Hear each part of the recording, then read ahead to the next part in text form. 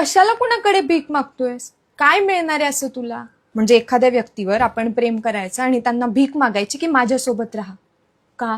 तुझ्यातला self respect मेलाय का? हा खूप मोठा नालायकपणा आहे.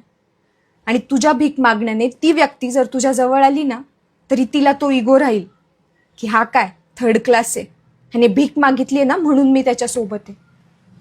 हे बघ, एखाद्या व्यक्तीला जर तुझ्यासोबत राहायचं नसेल हा त्याचा चॉईस आहे, पण असं जबरदस्तीचं प्रेम काही कामाचं नसतं. हे खूप टेम्पररी असतं. अरे एवढी हिंमत असेल ना तर सोडून दे, नव्यानं आयुष्य जग. हे बघ, तुझ्यावर प्रेम करणारी व्यक्ती असेल ना तर तिच्यावर प्रेम कर. नसेल आवडत एखाद्या व्यक्तीला तुझ्यासोबत राहायला, असतील त्याच्या काही गोष्टी, नाही आवडत आहे ना एखाद्या व्यक्तीला, तू नको आवडू दे. जगात काय माणसं मेली आहेत का? त्या व्यक्तीमुळे काय बिघडतंय असं तुझं? आणि एक गोष्ट लक्षात ठेव, ज्या नात्यांमध्ये गैरसमज वाढत जातात ना ते नातं लॉंग टाईम टिकत नाही. कारण समजूतदारपणाही तितकाच महत्वाचा असतो.